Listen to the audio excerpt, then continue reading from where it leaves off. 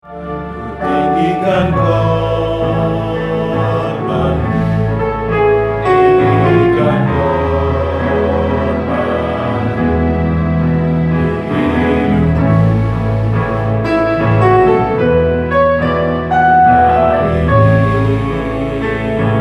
Tuhan melepaskan diri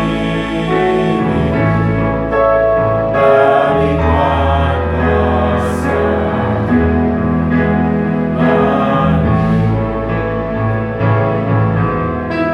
di atas korbanmu, alasan tak bisa. Di atas korbanmu, ku percayakan hidupku.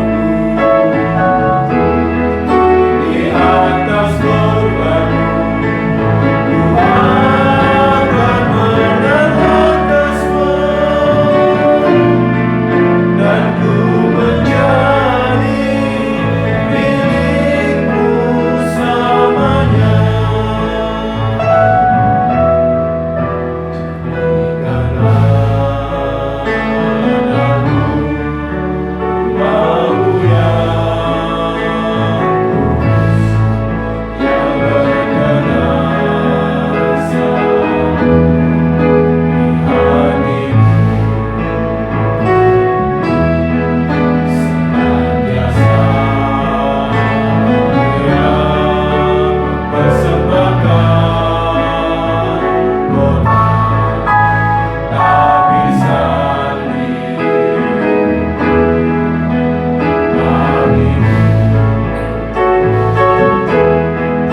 di atas korbanmu, ku alaskan tak bisa. Di atas korbanmu, ku percayakan hidupku. Di atas korbanmu, ku akan menahan semua, dan ku menjadi milikmu selamanya. Di atas korbanmu, ku alaskan tak bisa-Mu. Di atas korbanmu, ku percayakan hidupku. Di atas korbanmu, ku akan menahan semua, dan ku menjadi milikmu selamanya. Di atas korbanmu, ku alaskan tak bisa-Ku. Di atas korbanmu, di atas korbanmu, ku percayakan hidupku. Di atas korbanmu, di atas korbanmu, ku akan menahan semua, dan ku menjadi milikmu selamanya. Di atas korbanmu, di atas korbanmu, ku alaskan tak bisa-Ku. Di atas korbanmu, di atas korbanmu, ku percayakan hidupku. Di atas korbanmu, di atas korbanmu, ku akan menahan semua, dan ku menjadi milikmu selamanya. Di atas korbanmu, Tuhan, kami mengalaskan kehidupan kami, bertumbuhkan kurban-Mu, kaki rohani kami menginjakkan, sehingga kaki kami ada kekuatan untuk berjalan menuju kota kudus Yerusalem yang baru. Sebab kami tahu di luar sana banyak sekali sesuatu yang menghalangi kami, tetapi dengan kuasa kurban-Mu yang memimpin kami akan berjalan dalam penyertaan dan pimpinan Tuhan. Oleh sebab itu saat ini kami menyerahkan Tuhan sepenuhnya sisa hidup kami, baik hamba-Mu beserta seluruh sidang jemaat yang Tuhan percayakan kepada kami. Tuhan, biarlah Engkau membentengi kami dengan kuasa darah Yesus, dengan berjalan dengan tumpuan kurban-Mu, maka kami akan mengalami Tuhan pembelaan Tuhan yang sangat besar kepada kami semuanya. Terima kasih Tuhan, terima kasih. Maka sekarang Tuhan, kami akan belajar bersama untuk mendengarkan firman-Mu, menyatakan firman-Mu kepada kami, supaya kami semuanya boleh Tuhan meninggikan, bahkan mengeluh-elukan firman-Mu, sehingga kami memiliki kehidupan yang makin hari makin berkenan dan semakin Tuhan kasih ditarik. Bahkan Engkau akan memelihara kehidupan kami dalam keadaan apapun. Terima kasih. Pada saat juga Roh Kudus mengurapi kami, mengurapi hamba-Mu, supaya hamba-Mu bisa menyampaikan kebenaran firman dalam kuasa dan kekuatan Roh Kudus. Terima kasih. Di dalam nama Tuhan Yesus Kristus kami sambut firman-Mu. Amin.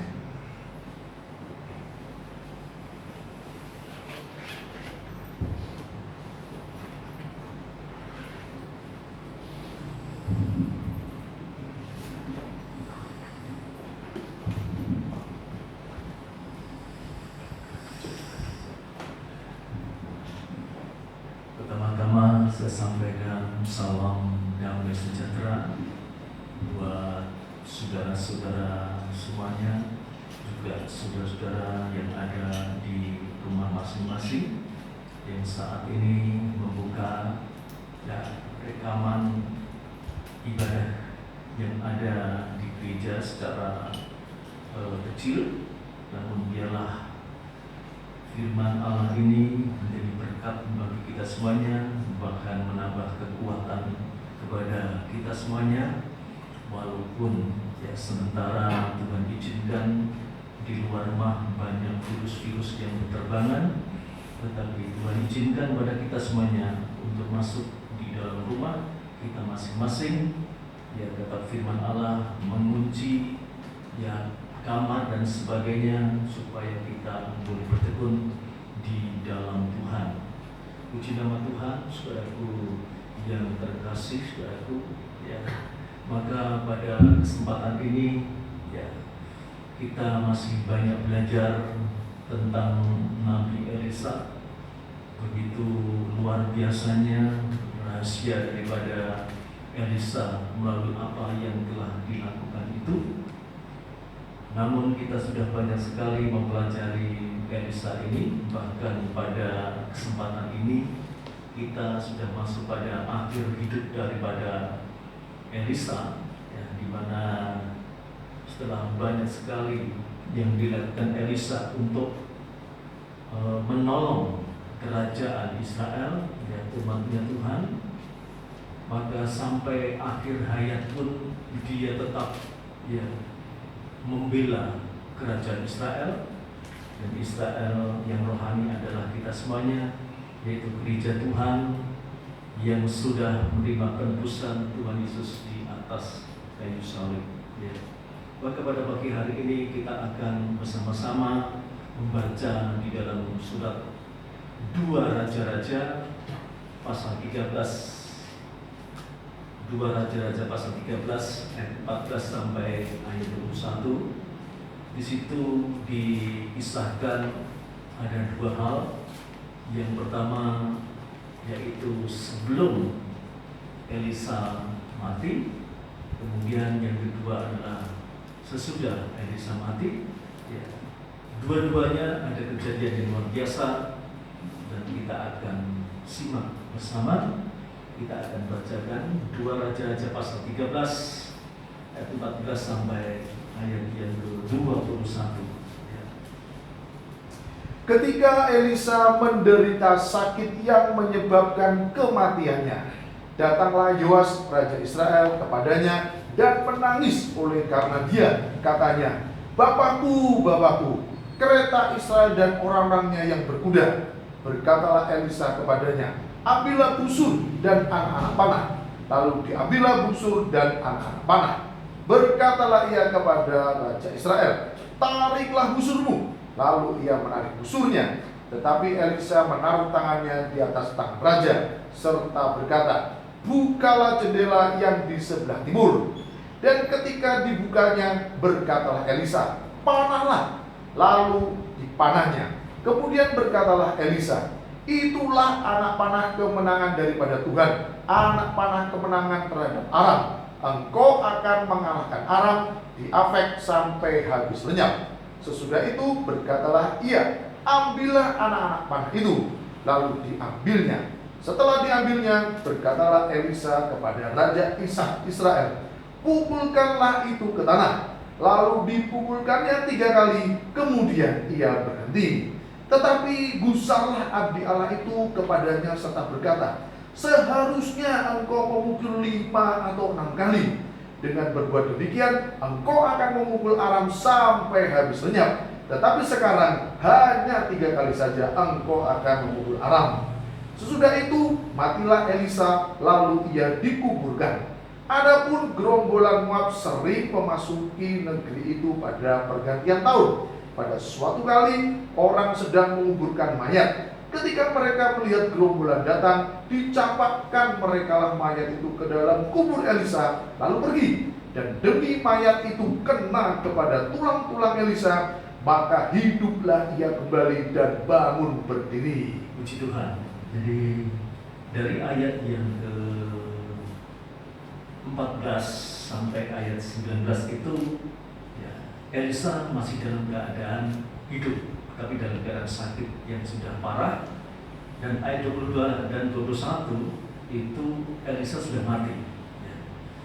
Jadi pada kesempatan ini kita akan bersama-sama, ya, merenungkan dan mendengarkan pembahasan dari kejadian yang pertama di ayat 14 sampai 19, yaitu kejadian sebelum Elisa mati.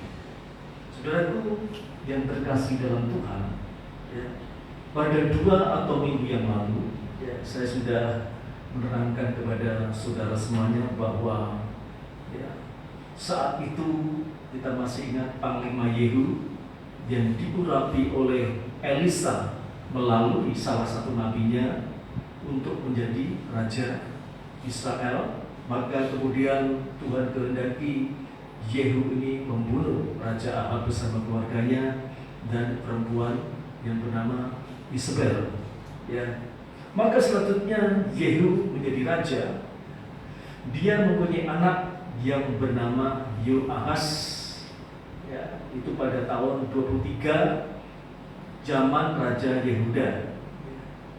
Kemudian pada tahun 37, Yoahas yang tadi diangkat oleh Yehu mempunyai anak yang namanya Yoas untuk menjadi raja Israel. Maka justru Yoaslah ini yang diberikan kesempatan untuk menengok Nabi Elisa pada saat dia akan mati.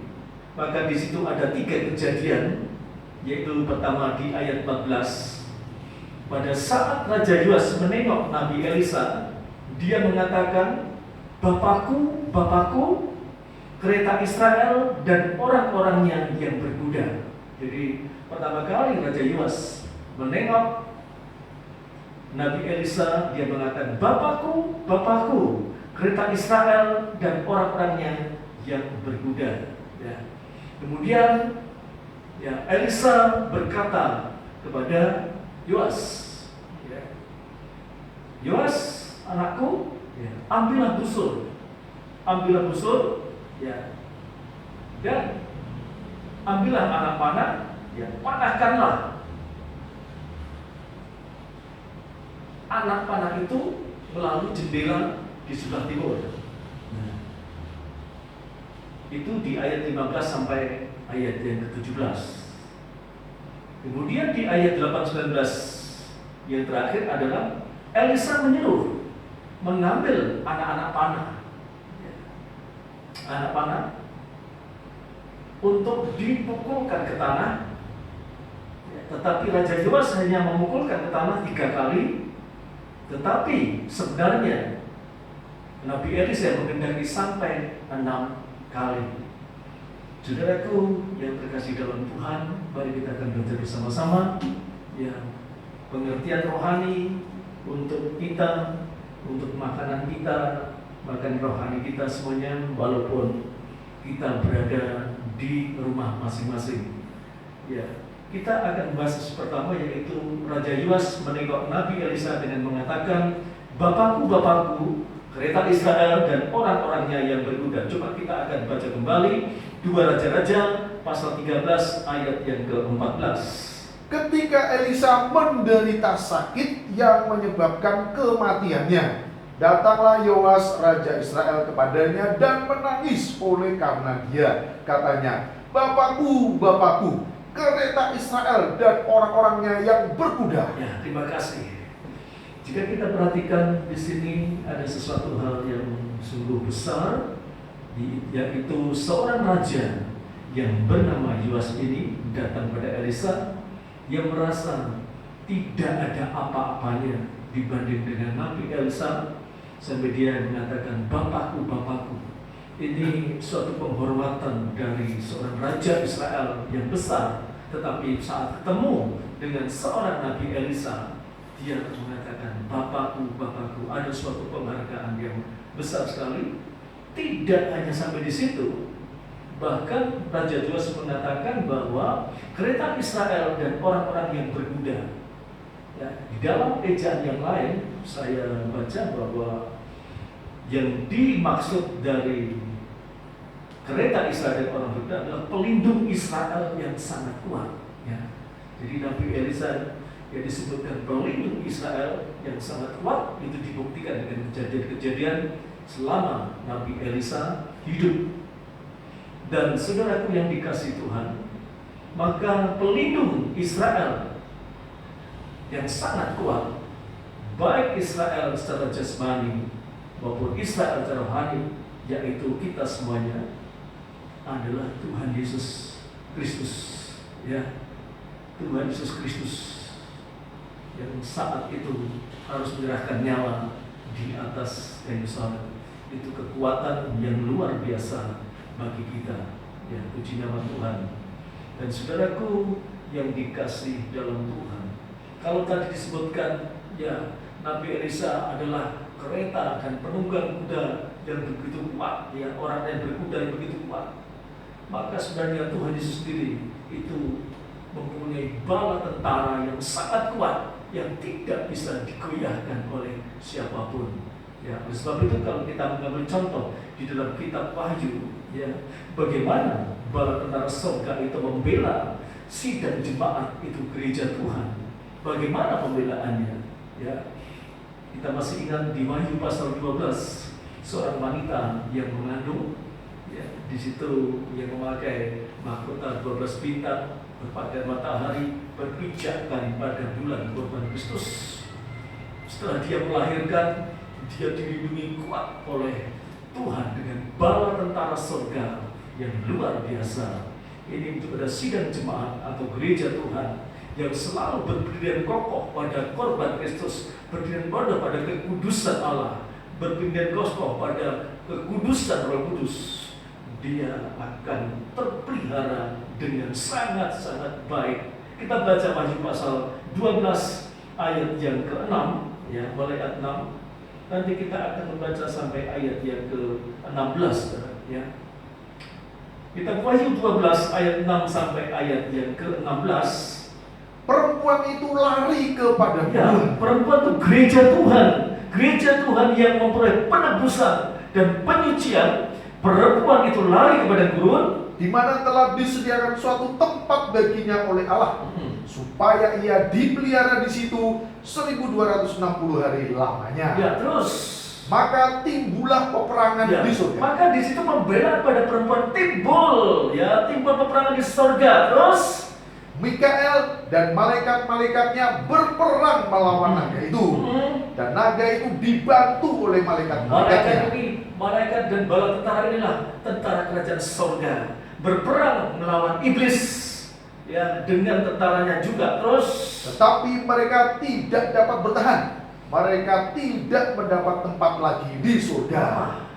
iblis tetap kalah dengan bala tentara yang sangat kuat itu. Ya, ya, puji Tuhan. Terus Dan naga besar itu, si ular tua yang disebut iblis atau Satan, yang menyesatkan seluruh dunia, dilemparkan ke bawah. Ia dilemparkan ke bumi bersama-sama dengan malaikat-malaikatnya. ya, terjadi suatu kemenangan yang luar biasa. Ya, diteruskan ayat yang berapa? Ayat yang ke-10, ya.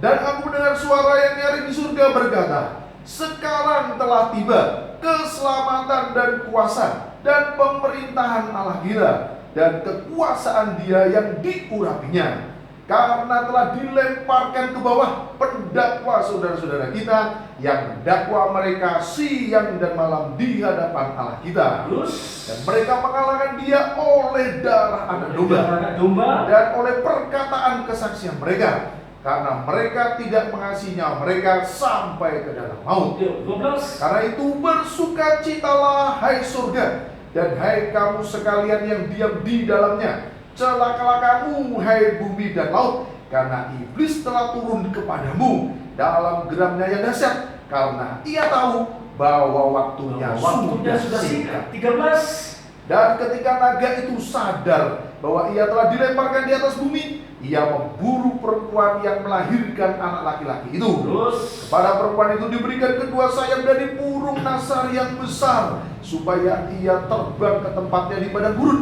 di mana ia dipelihara jauh dari tempat ular itu selama 1 masa dan 2 masa dan setengah masa. ya, 15. Lalu ular itu menyemburkan dari mulutnya air sebesar sungai ke arah perempuan itu, supaya ia dihanyutkan sungai itu. Tetapi bumi datang menolong perempuan itu. Ia membuka mulutnya dan menelan sungai yang disemburkan naga itu dari mulutnya. Amin. Terima kasih. Ini suatu bentuk dari pembelaan Tuhan kepada gereja Tuhan yang selalu berlandaskan diri pada korban Kristus, salib Kristus, dan gereja Tuhan yang selalu disucikan oleh firman dalam kuasa Roh Kudus. Ya, ada pembelaan yang sangat luar biasa.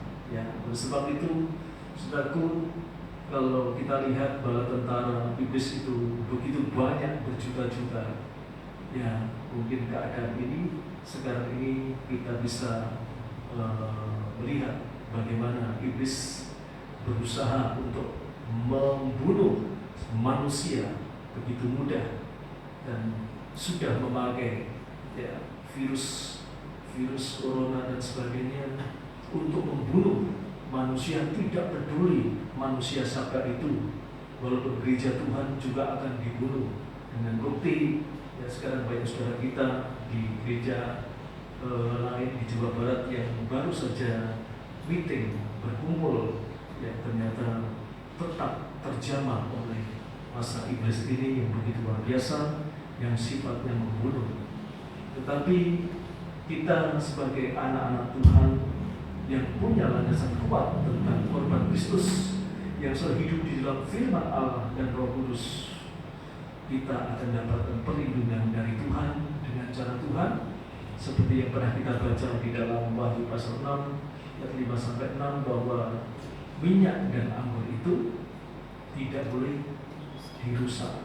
Ya, itu suatu keyakinan bagi kita semuanya bahwa kalau kita bertekun di dalam Tuhan, sungguh-sungguh pembelaan Tuhan itu sangat luar biasa. Kalau kita bayangkan tadi pada saat perempuan itu di bumi, ya, di mana iblis menyemburkan air sungai sebesar sungai, kita bisa bayangkan, ya, betapa besarnya kuasa. tapi bumi datang menolong gereja Tuhan, langsung menelan air sungai itu. Itu suatu tanda bahwa sebenarnya kita semuanya, kalau kita lebih dekat dengan Tuhan, ada pembelaan Tuhan yang kuat sekali dari Tuhan. Oleh sebab itu, saudaraku yang dikasih dalam Tuhan, begitu pula Elisa, ya, Elisa untuk mengantisipasi keadaan yang seperti itu, di mana Raja Yoas saat datang kepada Elisa, maka Elisa mengatakan apa? Ambillah busur dan anak-anak panah, ya, kemudian tariklah busurmu, ya, dan panahkanlah melalui jendela sebelah timur. Ya, tentu ini ada kaitannya dengan hal yang sangat luar biasa. Kita kembali membaca 2 Raja-Raja pasal 13 ayat 15 sampai ayat yang ke-17. 2 Raja-Raja pasal 13 ayat 15 sampai ayat yang ke-17. Berkatalah Elisa kepadanya, Ya. ambillah busur dan anak-anak panah. Lalu diambillah busur dan anak-anak panah. Terus Berkatalah ia kepada Raja Israel, tariklah busurmu. Lalu ia menarik busurnya, tetapi Elisa menaruh tangannya di atas tangan raja, serta berkata, bukalah jendela yang di sebelah timur. Dan ketika dibukanya, berkatalah Elisa, panahlah. Terus Lalu dipanahnya. Kemudian berkatalah Elisa, itulah anak panah kemenangan daripada Tuhan, anak panah kemenangan terhadap Aram. Engkau akan mengalahkan Aram di Afek sampai habis lenyap. amin, puji Tuhan. Terima kasih. Saudaraku yang dikasih di dalam Tuhan, ya. Tadi Elisa mengatakan 2 hal yang sangat penting. Yang pertama adalah untuk segera memakai busur, ya, dan anak panah itu harus diam supaya segera dipanahkan. Yang kedua adalah membuka jendela di sebelah timur, saudaraku, ya. Saudaraku yang dikasih dalam Tuhan, semuanya bertujuan untuk mengalahkan kerajaan Aram, ya. Sampai disebutkan engkau akan mengalahkan Aram di Afek sampai habis, sampai lenyap. Saudaraku yang dikasih Tuhan, tentu kita masih ingat, ya, bagaimana strategi daripada kerajaan Aram ini untuk membunuh Raja Israel. Tentu saudara masih ingat, kita masih ingat pada saat tentara-tentara kerajaan Aram mengepung kota Samaria. Kita masih ingat, ini trik strategi yang sangat kuat sekali sampai orang Samaria tidak bisa makan, kelaparan dan sebagainya, sampai ada seorang ibu yang memakan anaknya sendiri. Ya, sungguh ini memang trik daripada kerajaan Aram. Dan sekarang, saudaraku, sekarang sudah terjadi seluruh dunia, tidak hanya Samaria, dikelilingi oleh tentara maut, ya, untuk membunuh, untuk yang lain, untuk supaya manusia pada kelaparan. Maka saat ini kalau kita, ya, lebih berpikir lebih jauh dalam, mengarah pada ekonomi yang sangat sulit, kelaparan ini terjadi dengan efek daripada penyakit virus yang namanya corona ini.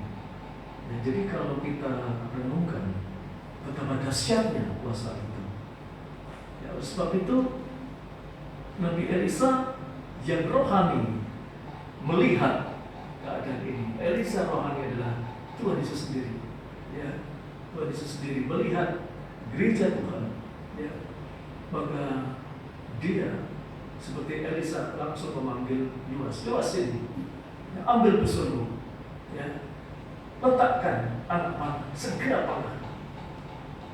Ini suatu tanda bahwa Tuhan mau kita tidak hanya diam, kita tidak hanya terpojok di dalam kehidupan kita masing-masing, tetapi kita justru harus melihat busur dan anak panah itu, sebab itulah senjata yang bisa mengalahkan kuasa maut itu. Kita lihat busur itu apa? Kita baca dalam Kejadian pasal 9 ayat 13 sampai 17 ya. Kita mesti ingat bahwa di situ ada perjanjian antara Tuhan dengan Lot. Ya. Busur. Kejadian 9 ayat 13 sampai ayat yang ke-17. Kejadian pasal 9 ayat 13 sampai 17.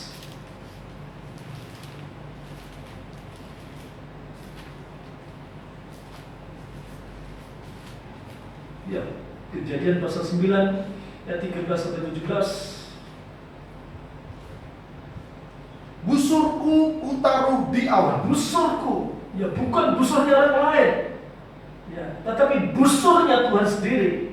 Kutaruh di awan. Terus Supaya itu menjadi tanda perjanjian antara aku dan bumi. Terus 14. Apabila kemudian ku datangkan awan di atas bumi dan busur itu tampak di awan, maka aku akan mengingat perjanjianku yang telah ada antara aku dan kamu serta segala makhluk yang hidup, segala yang bernyawa, sehingga segenap air tidak lagi menjadi air bah untuk memusnahkan segala yang hidup. Jika busur itu ada di awan, maka aku akan melihatnya, sehingga aku mengingat perjanjianku yang kekal antara Allah dan segala makhluk yang hidup, segala makhluk yang ada di bumi. Terus 17. Berfirmanlah Allah kepada Nuh, inilah tanda perjanjian yang kuadakan antara aku dan segala makhluk yang ada di bumi. Terima kasih. Ya, berbagai perjanjian antara Tuhan dan Nuh dan semua makhluk yang ada di bumi, termasuk saya dan saudara. Jadi ada suatu perjanjian, ya, ini bicara menyangkut perjanjian Tuhan dengan kita. Ya, dengan Dia mati di atas kayu salib, janji Tuhan akan dinyatakan pada kita. Kalau kita selalu memegang busur, ya, supaya kita tidak mau melepaskan dari perjanjian itu dimulai dengan korban Kristus. Kita tidak mau melepaskan diri daripada korban Kristus yang merupakan busur sebagai pengendali, ya, sebagai pengendali itu korban Kristus. Ya, busur bicara korban Kristus. Kalau kita membaca di dalam Wahyu pasal yang keempat, ya, itu di atas daripada tahta itu ada pelangi, ya, ini perjanjian. Jadi Tuhan tidak pernah menyatakan memungkiri perjanjiannya kepada umat manusia, termasuk saudara dan saya yang sudah ditebus oleh darah Yesus. Ya, itu busur. Sekarang kita lihat anak panah. Ya, anak panah itu kita bisa membaca dalam Yesaya pasal 49 ayat 1 sampai 3. Ya, anak panah. Yesaya 49 ayat 1 sampai ayat yang ketiga. Ya. Dengarkanlah aku, hai pulau-pulau. Dengarkanlah aku, hai pulau-pulau. Perhatikanlah, hai bangsa-bangsa yang jauh. Terus Tuhan telah memanggil aku sejak dari kandungan, telah menyebut namaku sejak dari perut ibuku. Terus 2. Ia telah membuat mulutku sebagai pedang yang tajam dan membuat aku berlindung dalam naungan tangannya. Ia telah membuat aku menjadi anak panah yang runcing, ya. Ia telah membuat aku menjadi anak panah yang runcing dan menyembunyikan aku dalam tabung panahnya. 3. Ia berfirman kepadaku, ya, engkau adalah hambaku, dan olehmu aku akan menyatakan keagunganku. Amin. Terima kasih. Jadi yang dikatakan anak panah menyebut satu pribadi yang bernama Yesaya. Kita tahu latar belakang Yesaya, ya, mulutnya najis, kita masih ingat. Tetapi pada saat Tuhan menyuruh malaikatnya untuk membarai, ya, mulut Yesaya, kasih bara supaya menjadi kudus, supaya mulutnya penuh dengan firman Tuhan. Jadi anak panah yang runcing, yang untuk dipanahkan itu bicara mulut yang penuh dengan firman Allah. Ya, mulut yang penuh dengan firman Allah. Maka di sini, ya, disampaikan pengertian pada kita bahwa anak panah itu adalah mulut anak Tuhan, baik mulut secara fisik atau mulut di dalam jiwa kita itu hati, harus penuh dengan firman Tuhan. Ternyata senjata yang bisa kita andalkan adalah kehidupan yang selalu berlandaskan pada khotbah Kristus, yang di dalam mulutnya, dalam hatinya penuh dengan firman Allah. Ya, puji nama Tuhan. Itu yang Tuhan kehendaki untuk melawan kuasa maut yang membunuh, sanggup membunuh beribu-ribu, bahkan berpuluh-puluh ribu orang. Ya, ini kuasa maut, kuasa iblis yang sekarang sudah mulai bekerja di dunia ini, sehingga hampir semua negara di dunia ini kebingungan untuk mengatasi hal itu. Tetapi firman Allah harus digenapkan, sehingga kalau digenapkan kita mengerti bahwa firman itu pasti terjadi. Ya, firman itu tidak bohong, firman nanti. Tetapi kita yang ada dalam perlindungan Tuhan, yang ada anak panah dan busur, tentu akan berlindung, saudaraku. Ya, oleh sebab itu kita perhatikan, ya, pada ayat yang ke-16, pada 2 Raja-Raja tadi pasal ke-13, ayat yang ke-16, perhatikan. Apakah di dalam Yoas itu ya membusurkan atau menarik busur untuk memanahkan dengan tangannya sendiri? Apakah seperti itu? Kita lihat, tidak. Ya, 2 Raja-Raja pasal yang ke-13 ayat yang ke-16. Coba kita perhatikan 2 Raja-Raja pasal 13 ayat yang ke-16. Berkatalah ia kepada Raja Israel. Berkatalah ia kepada Raja Israel, Tariklah busurmu. Lalu ia menarik Lalu busurnya. Yoas menarik busurnya, tetapi Elisa menaruh tangannya di atas tangan raja. Ternyata Elisa menaruh tangannya, ya ini tangan Yoas menarik tangan Elisa, ya ditumpangkan.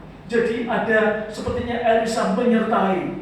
Ya kita tahu Elisa adalah pribadi yang sangat dipakai Tuhan, yang menuju Tuhan Yesus, ya sebagai pribadi ya, yang punya laskar besar di surga, tidak membiarkan kita hanya menarik busur itu, padahal senjata itu adalah firman Allah. Ya, mulut yang penuh firman. Pada saat kita praktek firman, Tuhan tidak mau kita mengandalkan kekuatan sendiri, tetapi Tuhan mau menyertai. Sebab apa? Sebab manusia, ya walaupun di mulutnya banyak firman, dia tidak banyak firman, tetapi kalau mengarahkan anak panah, ya itu bisa melenceng arahnya pada daging. Ya, sebab itu Elisa tidak mau. Kutumpangkan tanganku supaya arah panah itu menuju sasaran yang tepat. Ya, itu.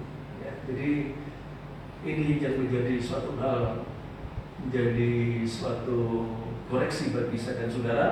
Walaupun kita banyak firman Allah baik di dalam hati kita, dalam mulut kita, sering ya kita memanahkan menuju sesuatu ini tidak mengarah pada sasaran yang tepat, tapi mengarah pada daging. Pada daging itu fana. Tetapi banyak di antara kita seperti itu. Oleh sebab itu Elisa ya dengan tangannya harus memanah supaya lurus ke depan. Kita lihat ya kemana arah dari anak panah itu? Ya kemana arah dari anak panah itu? Ya kita akan membaca 2 Raja-Raja pasal 13 tadi ayat yang ke-17. Ya. 2 Raja-Raja pasal yang ke-13 tadi ayat yang ke-17. Kemana arah panah di mana tangan Elisa menempelkan kepada tangan Yoas untuk menarik busur itu? Ya. 2 Raja-Raja pasal 13 ayat 17. Serta berkata, bukalah jendela yang di sebelah timur. Dan ketika dibukanya, berkatalah Elisa, panahlah sekarang. Terus lalu dipanahnya. Terus kemudian berkatalah Elisa, itulah anak panah kemenangan daripada Tuhan. Anak panah kemenangan terhadap Aram. Engkau akan mengalahkan Aram di Afek sampai habis lenyap. Amin. Puji Tuhan. Jadi itu bisa mengalahkan. Kita tidak bisa mengandalkan kekuatan kita sendiri, kemampuan kita, kehebatan kita. Tidak. Tuhan tidak membiarkan kita. Tuhan akan menyertai dengan tangannya yang sangat kuat itu. Ya, sehingga kita bisa memanah sasaran yang tepat. Ya, puji Tuhan. Mungkin pikiran kita, ya, anak panah itu ya mengarah pada sesuatu yang musuh. Tapi kita lihat, ya, anak panah yang dipanahkan itu dimulai dari jendela timur dibuka. Kok tidak jendela utara atau selatan barat, tapi jendela sebelah timur, ya. Dan jendela sebelah timur ini menerangkan pada kita seperti membuka supaya hadirnya satu pribadi yang dari timur, ya.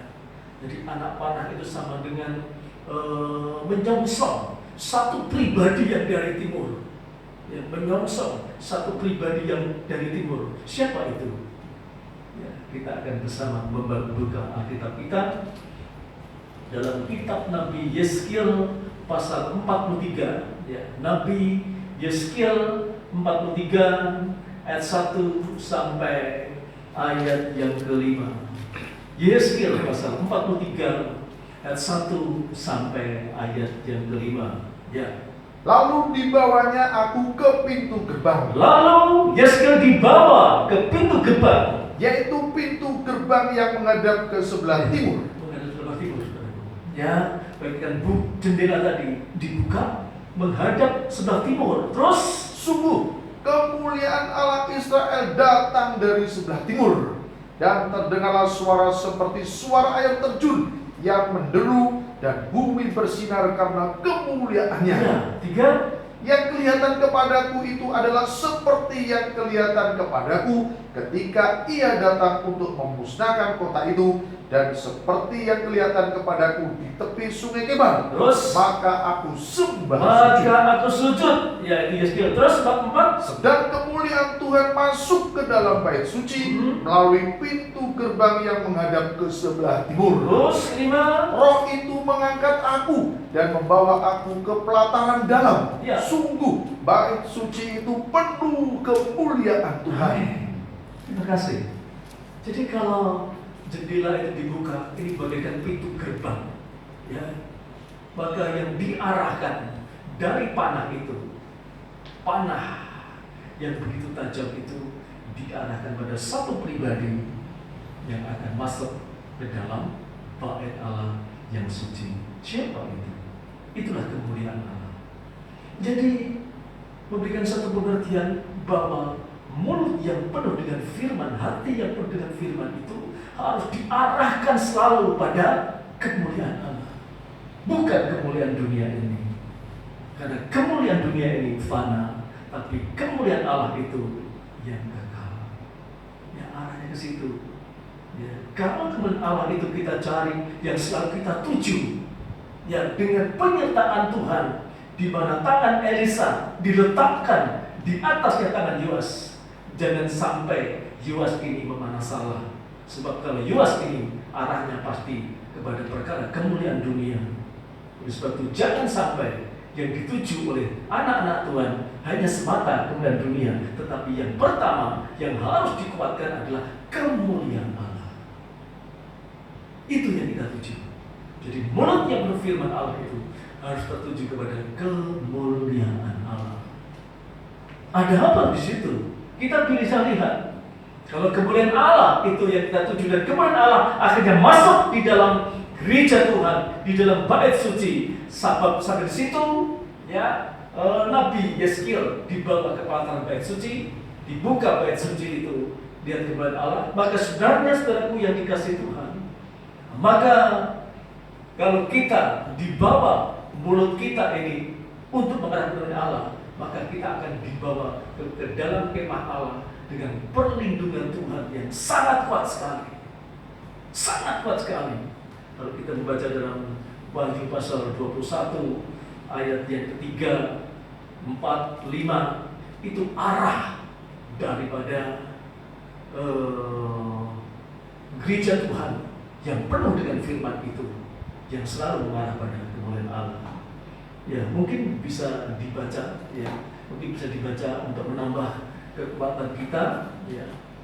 Wahyu 21 ayat 3 sampai ayat yang kelima, Lalu aku mendengar suara yang nyaring dari tata itu berkata, Ya. lihatlah, kemah Allah ada di tengah-tengah Kemah manusia, Allah ada di tengah manusia. dan ia akan diam bersama-sama dengan mereka. Terus. Mereka akan menjadi umatnya, dan ia akan menjadi Allah mereka, dan ia akan menghapus segala air mata dari mata mereka, dan maut tidak akan ada lagi. Terus. Tidak akan ada lagi perkabungan, atau ratap tangis, atau duka cita, sebab segala sesuatu yang lama itu telah berlalu. Ya, terima kasih. Jadi Tuhan mau ya ada perlindungan yang kuat daripada Tuhan sendiri pada saat Tuhan dimuliakan di dalam gereja Tuhan, di dalam bait Allah yang suci, di mana kita selalu berada di dalam bait itu sendiri, maka ada perlindungan yang sangat kuat ya, perlindungan sehingga tidak ada ratap tangis, duka cita, apalagi perkabungan dan sebagainya. Ini seperti di hari-hari ini, saudaraku, banyak orang berduka cita. Ya, ekonomi sulit, apa-apa sulit. Ya, ini baru mulai.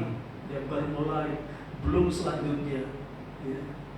Ini, tetapi kalau kita anak-anak Tuhan selalu mengarahkan pandangan kita kepada firman Allah, mulut kita penuh dengan firman, hati kita penuh firman, pandangan kita selalu pada kemuliaan Allah, bukan kemuliaan dunia ini. Tuhan akan membela kita luar biasa. Walaupun dalam keadaan yang sulit seperti ini, ya, kita tetap terpelihara dengan baik oleh karena kasih dan cinta Tuhan.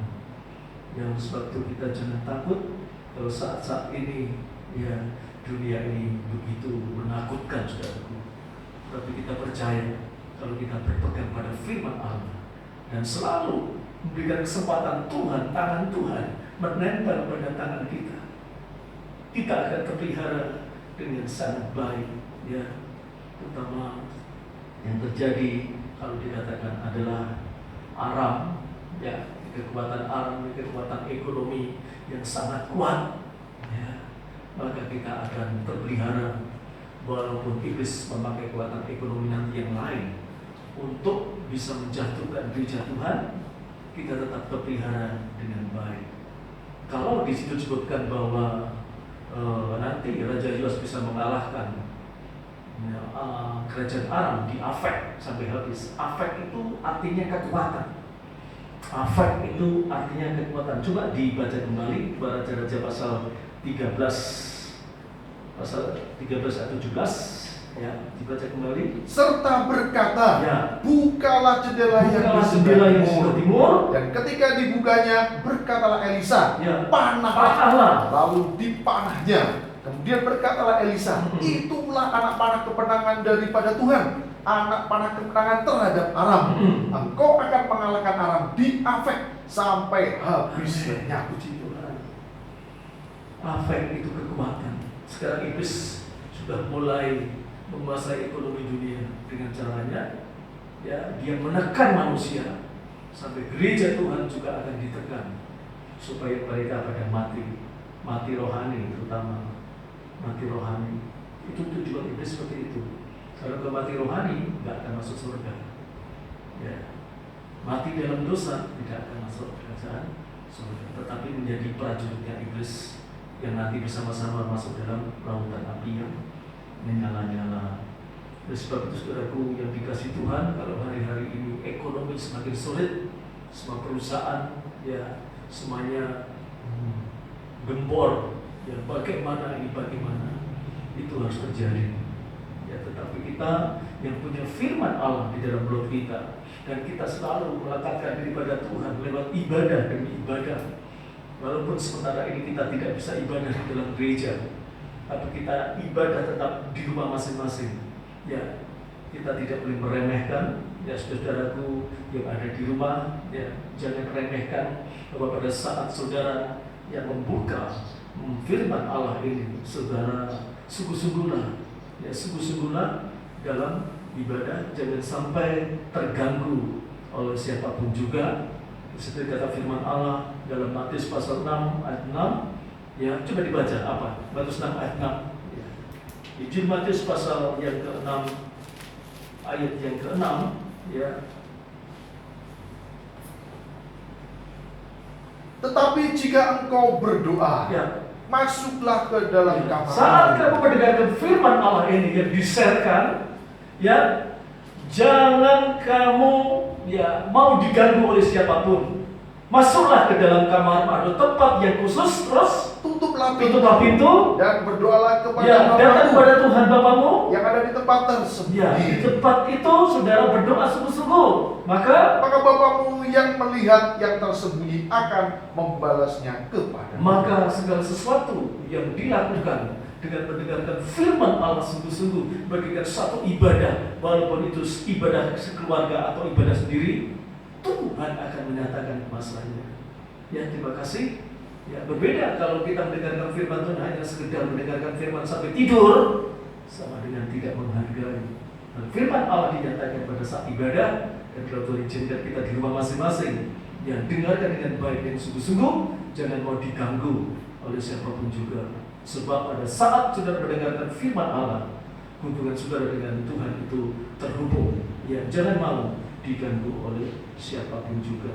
Ya, disitulah saudaraku yang kasih Tuhan, kalau kita sungguh-sungguh mendengarkan dengan baik, kuasa Tuhan pasti dinyatakan kepada saudara semuanya, walaupun saat ini berada di rumah masing-masing. Ya, semua izin Tuhan, semuanya Tuhan izinkan kita harus lalui, saudara. Ya, puji nama Tuhan. Ya, jangan takut, karena Tuhan pasti menyertai kita.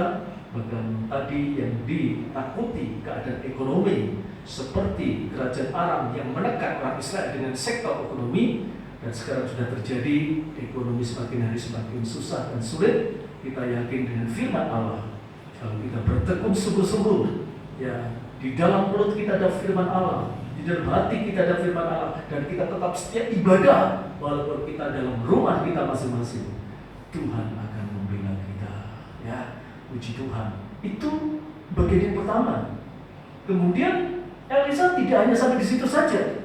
Ya, Elisa tidak hanya menumpangkan tangannya untuk Yoas segera memanahkan itu, tidak sampai di situ saja. Tetapi Elisa kemudian menyuruh Raja Yoas itu untuk mengambil anak-anak panah.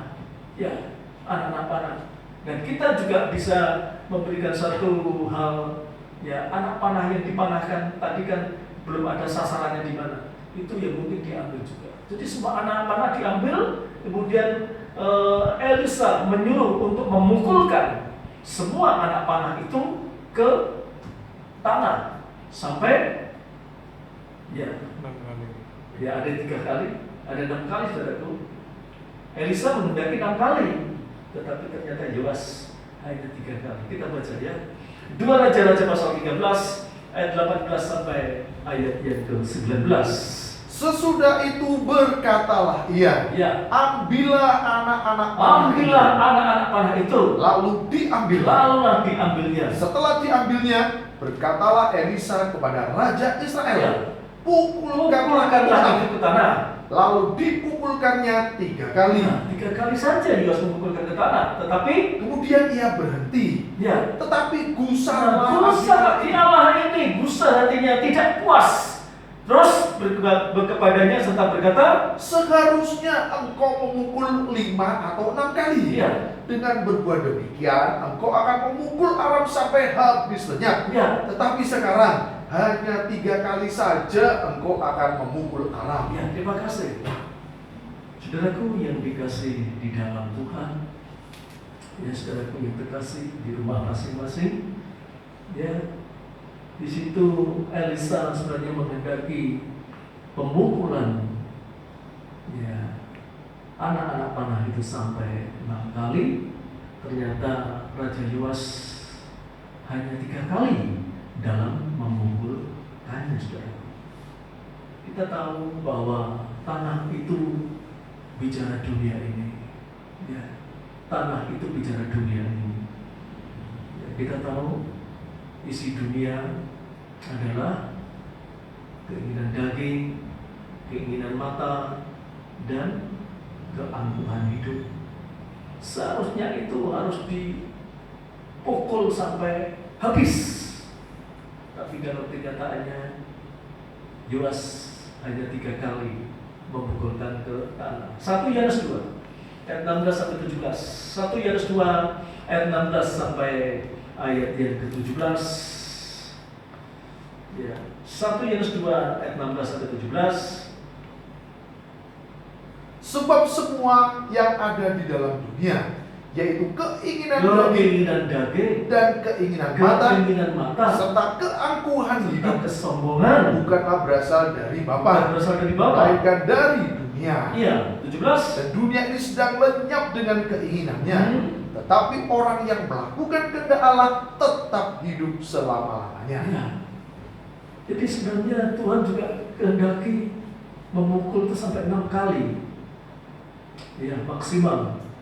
Tapi ternyata banyak yang suka memukul hanya 3 kali. Ya, 3 kali. Kalau tadi iblis menguasai dunia dengan ekonomi, maka yang kedua ini iblis menguasai dunia ini dalam sektor dosa. Dosa sekarang yang baru hebat-hebatnya yang tidak tertandingkan adalah keinginan daging, keinginan mata, dan kesombongan. Ini di situ banyak menyangkut pada dosa-dosa yang lain. Iblis berusaha untuk menguasai supaya gereja Tuhan itu ya tetap dikuasai oleh kuasa dosa ini, 3 dosa yang luar biasa yang ada di dalam dunia ini. Untuk bisa mengalahkan, maka di situ dinyatakan Yoas ternyata hanya mampu memukul 3 kali, itu sengaja atau tidak. Tapi rupanya 3 kali bagi Yoas itu sudah merasa cukup. Ya, tetapi ya, Elisa yang rohani, pribadi Tuhan Yesus sebenarnya menghendaki sampai 5 atau 6 kali, bukan hanya 3 kali. 3 kali itu bicara tentang kematian dan kebangkitan Tuhan Yesus. Memang kuasa dari kematian kebangkitan Yesus itu berkuasa untuk menghapuskan dosa manusia seluruh dunia pada saat itu. Kita semuanya sudah menerima ya, pengampunan dosa oleh 3 kali itu kematian dan kebangkitan Yesus. Tetapi kemudian Yoas itu berhenti. Padahal seharusnya tidak boleh berhenti. Jangan sampai di situ saja. Ya, jangan sampai di situ saja. Ya, seharusnya sampai 6 kali. Ya, kalau kita kembali baca 2 Raja-Raja 13 tadi ayat 19, seharusnya engkau memukul 5 atau 6 kali. Ya. Baru semuanya itu dikalahkan dengan tuntas. Coba dibaca ulang ya.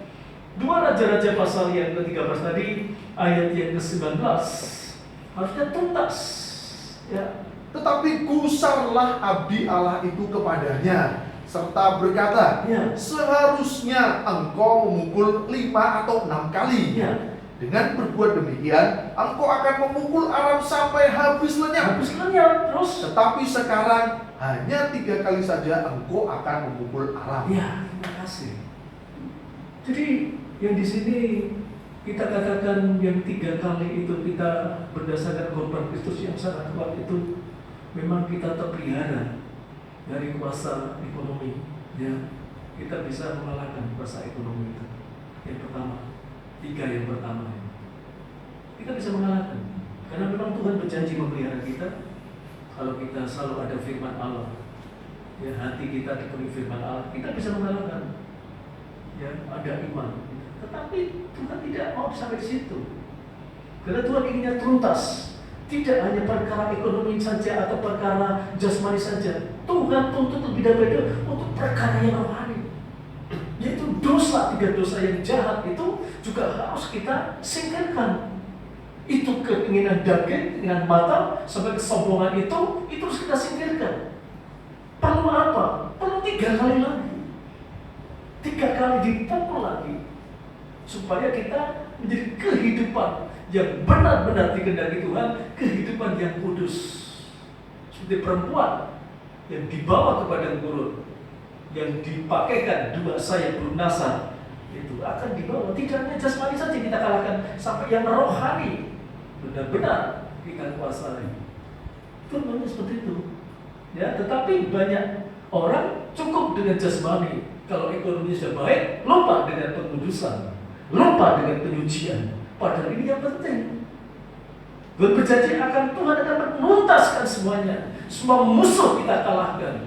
Ya, semua kuasa-kuasa maut kita singkirkan. Kalau kita tidak hanya berpandangan pada ekonomi saja, berpandangan pada daging saja, tapi terlebih pada itu berpandangan pada kekudusan yang mengarah pada kemuliaan Allah. Itu.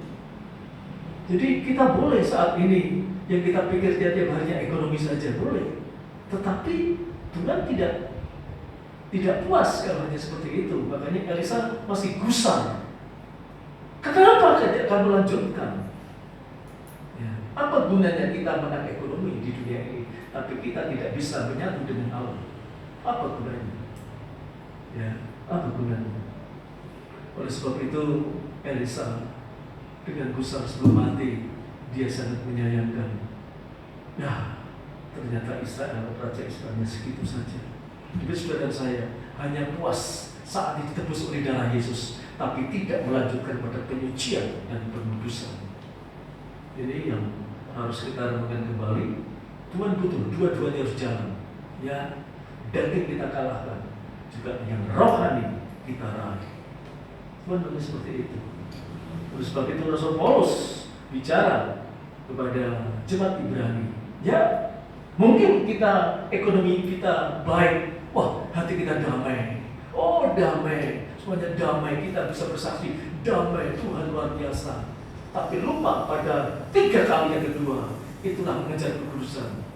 Kita semuanya tidak akan bisa melihat Tuhan, apalagi menyatu dengan Tuhan. Ya, Ibrani 12 ayat yang ke-14. Surat Ibrani 12 ayat yang ke-14. Berusahalah hidup damai dengan semua orang. Semuanya damai, sudah tidak masalah. Ekonomi tidak ada masalah. Tuhan pelihara dengan luar biasa, damai rasanya. Itu 3 kali pertama. Tapi banyak atau cukup, sudah kok. Hati sudah terdamai kok, enak nyaman kok. Lupa pada yang kedua, yaitu dan kejarlah kekudusan. Sebab tanpa kekudusan tidak seorang pun akan melihat Tuhan. Amin. Jadi inilah yang penting, saudaraku. Ya, dua-duanya penting. Kita bisa mengalahkan ekonomi, kita juga bisa mengalahkan dosa. Itu harus berjalan bersama-sama. Ya, Nabi Elisa tidak menghendaki hanya bisa mengalahkan perkara ekonomi saja. Ya, Aram yang selama ini menguasai ekonomi, tetapi Aram yang lebih hebat lagi, Aram yang menguasai rohani, dosa itu ya sekarang juga menyebar kemana-mana. Oleh sebab itu, saudaraku yang terkasih di dalam Tuhan, saudaraku yang berada di rumah masing-masing, ya kita belajar bersama. Ya, kita sekarang harus memfokuskan diri dari serangan iblis dengan mengutamakan firman itu ada di mulut dan hati kita, dan kita arahkan pada kemuliaan Allah. Ya. Dan pada saat kita arahkan kepada Allah, kita akan semakin setia ibadah demi ibadah, walaupun saat ini Tuhan masih izinkan kita ibadah masing-masing di rumah kita masing-masing. Oleh sebab itu, saudara dikasih Tuhan, ya Tuhan pasti memelihara kita kalau mulut itu penuh firman dan kita mengarahkan pandangan pada Yesus Kristus yang telah mati di atas kayu salib dan sekarang dipermuliakan di tahta yang maha tinggi. Oleh sebab itu firman Allah pada kesempatan ini mengingatkan pada kita, ya biarlah firman itu tinggal di dalam hidup kita, raihlah kemuliaan Allah dan jauhkanlah dari dosa. Kita harus memanah ya dosa-dosa itu, ya keinginan daging, keinginan mata, kesombongan itu benar-benar takluk oleh karena kuasa kekuatan daripada kuasa firman Allah yang ada disertai oleh tangan Tuhan yang penuh kuasa. Sebab itu kita tidak belajar ya untuk menyatakan kekuatan kita, tapi kita belajar untuk memakai tangan Tuhan, menyatakan kuasanya, menyertai kita dan memimpin kita semuanya. Ya, puji nama Tuhan. waktu yang merupakan kesempatan pertama saya menyampaikan firman Allah secara rekaman, ya saya tidak tahu sampai kapan, tapi menurut pada kehendak Tuhan, ya sesuai dengan peraturan pemerintah yang berlaku sampai nanti kita bertemu kembali dalam ibadah yang normal. Tuhan Yesus memberkati kita semuanya.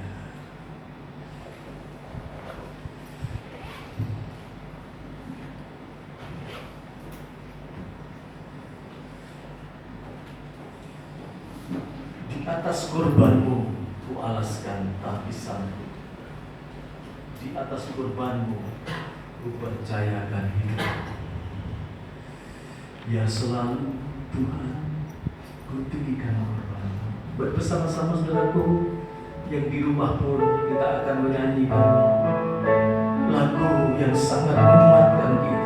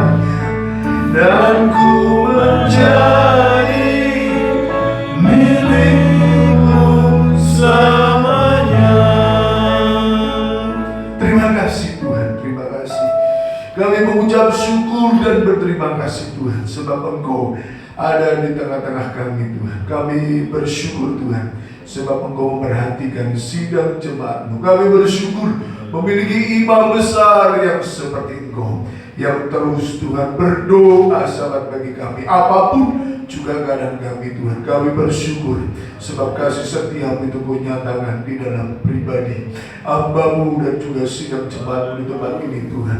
Engkau sungguh-sungguh memperhatikan kami Tuhan, dan Engkau bekerja apapun keadaan kami di dalam dunia ini Tuhan. Kami percaya dengan sungguh-sungguh Engkau adalah tetap gembala agung kami, dan Engkau adalah kepala gereja yang terus memperhatikan sidang jemaat-Mu Tuhan. Engkau sungguh sangat membela sidang jemaat-Mu, dan Engkau sungguh sangat memperhatikan setiap sidang jemaat-Mu yang Engkau tebus dengan darah-Mu Tuhan, dengan milik-Mu Tuhan sendiri, yaitu dengan jiwa dan juga nyawa-Mu Tuhan yang Kau berikan bagi kami, dan pemeliharaan-Mu terus akan kami rasakan Tuhan di saat kami berharap kepada Engkau Tuhan. Terima kasih Tuhan, terima kasih Tuhan. Kami bersyukur untuk setiap hadir-Mu di tempat ini Tuhan. Engkau yang berbicara kepada kami Tuhan dari hati-Mu yang paling dalam, sungguh-sungguh Tuhan bisa kami rasakan dan kami nikmati di dalam pemberitaan firman-Mu. Dengan cinta-Mu dan kasih-Mu Tuhan, Engkau menjamah setiap hati kami melalui setiap perkataan firman-Mu Tuhan. Dengan perkataan firman-Mu itu kami merasakan kasih-Mu yang besar itu Engkau nyatakan di dalam penggembalaan kami Tuhan. Di tempat kami bisa Tuhan mendapatkan Tuhan segala sesuatunya, pemeliharaan-Mu di dalam dunia ini Tuhan. Pada saat ini Tuhan, Kau sudah menyatakan setiap perkataan untuk menjadi bagian bagi kehidupan kami Tuhan, untuk kami bisa mengarahkan kehidupan kami ini kepada kemuliaan-Mu Tuhan. Jika kami salah Tuhan mengarahkan Tuhan pandangan kami Tuhan ke tempat yang lain, maka itu tidak akan berarti apa-apa Tuhan. Tetapi Engkau mengingatkan bagi kami Tuhan, seperti Tuhan Elisa yang menunjukkan bagaimana arah itu Tuhan, pandangan itu diarahkan. Maka kami rindu juga kami bisa mengarahkan pandangan kami kepada hadirat-Mu, yaitu arah pandangan penggembalaan kami Tuhan, dan juga arah pandangan setiap yang kami kerjakan Tuhan sidang jemaat-Mu. Biar kami mengarahkan kepada kemuliaan-Mu Tuhan, sehingga kami bisa melihat pribadi-Mu yang di timur itu sebagai Allah kami yang berkuasa, Allah kami yang memberikan segalanya bagi kami Tuhan. Dan kami percaya dengan sungguh-sungguh baik musuh-Mu maupun anak panah-Mu itu adalah semuanya daripada Engkau. Itu merupakan tanda bagi kami Tuhan bahwa Engkau ada untuk memberikan semuanya itu bagi kami Tuhan. Engkau tolong Tuhan setiap pribadi kami, supaya kami bisa mengarahkan pribadi kami ini Tuhan kepada hadirat-Mu saja. Dan kami tidak akan Tuhan lepas daripada pribadi-Mu Tuhan. Terima kasih Tuhan, terima kasih. Kau juga mengingatkan kami bagaimana Elisa Tuhan memberikan Tuhan petunjuk kepada Yosef untuk mengarahkan kepada pribadi yang jelas, yaitu kepada pribadi kami Tuhan, supaya arti rohani itu tidak hilang Tuhan. Sebab bangsa Israel itu Tuhan adalah bagian-Mu dari rencana-Mu yang memberikan bagi kami. Dan saat ini setiap sejarah Israel itu adalah menjadi bagian yang rohani bagi kami Tuhan. Kami rindu Tuhan, kami memiliki hikmat yang daripada Engkau Tuhan. Dan jika Tuhan Elisa melihat ada sesuatu yang kurang Tuhan, untuk Engkau nyatakan bagi kami Tuhan, kami melihat bahwa setiap kedagingan kami masih ada tinggal. Jika kami sudah menebus dengan darah-Mu, jika kami sudah mendapatkan berkat-berkat Tuhan rohani, dan kami sudah mendapatkan berkat jasmani Tuhan di dalam penggembalaan kami, masih ada yang harus kami kerjakan Tuhan, yaitu bagian yang seharusnya dilakukan oleh Yosia, yaitu 6 kali untuk memukulkannya Tuhan. Kami rindu Tuhan, kami tidak berhenti kepada mematikan daging saja secara jasmani Tuhan.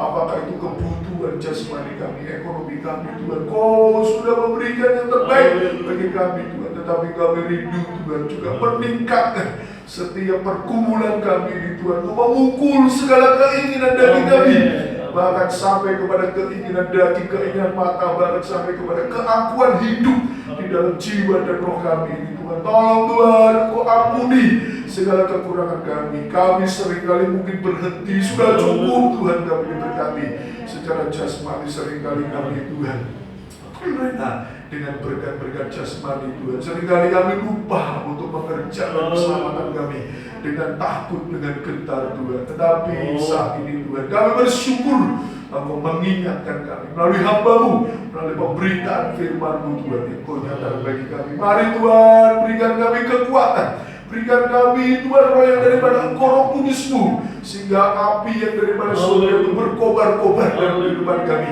sehingga di saat kami mengerjakan keselamatan kami Tuhan, kami tidak mengabaikan begitu saja, tetapi sampai 2 kali lipatnya Tuhan, untuk kami mengerjakan Tuhan keinginan bagi kami. Tolong Tuhan, baik kami Tuhan yang ada di sini maupun yang ada di rumahku, tolong Tuhan, biarlah setiap perkataan firman-Mu yang sudah kami dengar ini benar-benar menjadi makanan rohani kami, membangkitkan semangat kami, memberikan kami penghiburan, memberikan kami kekuatan Tuhan, sehingga jiwa dan roh kami benar-benar mendapatkan pemeliharaan di dalam pengembaraan kami, dan kami mendapatkan kekuatan yang besar di Di saat kami dengar-dengaran kepada firman-Mu, Kau tolong Tuhan, jangan sampai kami menjadi lemah, kami berputus asa, sebab kami memiliki Allah yang bertanggung jawab. Engkau adalah Allah yang besar, yang berdiri di tanah-Mu Tuhan. Jika saat itu Kau melihat keadaan di luar Tuhan, itu semua ada di bawah kendali-Mu Tuhan. Mungkin Kau izinkan kuasa kegelapan itu untuk sedikit waktu Tuhan berkuasa untuk mematikan setiap manusia dan bumi ini yang terkena oleh penyakitnya Tuhan. Tetapi kami percaya itu masih ada di dalam kendali-Mu Tuhan. Sebagaimana Engkau mengendalikan isi dunia ini, maka Engkau juga mengendalikan anak-anak-Mu Tuhan. Kami tidak mau melepaskan pandangan kami daripada korban Kristus. Kami tidak akan melepaskan pandangan kami kepada imam besar kami, kepada gembala agung kami, kepada kepala gereja kami, bahkan yang menjadi mempelai pria surga kami Tuhan. Kami tidak akan lepaskan, tetapi kami akan dengar setiap perkataan firman-Mu Tuhan yang akan Engkau lanjutkan di dalam pemberitaan selanjutnya. Kami akan serahkan kepada Engkau Tuhan. Engkau urapi hamba-Mu Tuhan. Berikan hikmat marifat yang daripada surga, sehingga setiap perkataan firman-Mu tidak ada yang luput, semuanya disampaikan dengan tepat dan benar, sehingga segala sesuatu tidak ada yang ditutup-tutupi, tidak ada yang berbelok ke kanan atau ke kiri Tuhan. Tetapi seperti anak panah itu lurus ke timur, maka itu akan kami Tuhan lihat, dan kami akan dengarkan setiap perkataan itu menjadi kekuatan bagi kami, berkat bagi kami, dan itu akan menjadi Tuhan yang terbaik bagi kami saat ini. Terima kasih untuk penyertaan, terima kasih untuk hadirat-Mu di tengah-tengah kami. Terima kasih untuk segala yang sudah kami terima. Kami akan sambut firman-Mu di dalam satu nama, yaitu di dalam nama Tuhan kami. Terima kasih Tuhan Yesus, Engkau sudah sangat baik, sudah memimpin menyertai kami dalam ibadah kecil pada kesempatan ini. Maka sebentar kami akan mengakhiri ibadah. Kami kembali serahkan sidang jemaat semuanya, dari yang tertua sampai terkecil, baik yang ada di dalam kota Semarang, juga ada yang di tempat lain Tuhan, di kota-kota lain. Semuanya kami serahkan pada Engkau dalam situasi ini, dalam keadaan ini. Mohon kemurahan Tuhan, Engkau membungkus semuanya dengan darah Yesus, dan semuanya terlindung dari kuasa maut, aram yang rohani. Itulah maut yang sedang bekerja dengan luar biasa. Kami percaya dalam kuasa darah-Mu, dalam kuasa firman-Mu, Tuhan akan melindungi kami semuanya, menyertai seperti tangan Elisa menyertai Yoas. Itulah kami semuanya, gereja-Mu, sidang jemaat. Terima kasih. Maka sekarang Tuhan, kami mohon kemurahan daripada Tuhan, yang pada akhirnya kami mohon kiranya kasih kemurahan dari Bapa, serta kemurahan dari Anak, Allah Anak yang sekarang berdiri di tengah-tengah kami, bahkan bertahta dalam kemuliaan, serta kuasa Roh Kudus menyertai dan memimpin kami mulai saat ini sampai Maranatha, Tuhan Yesus datang kepada kami sebagai mempelai pria surga. Di dalam nama Tuhan Yesus Kristus kami menyambut segala berkat. Amin.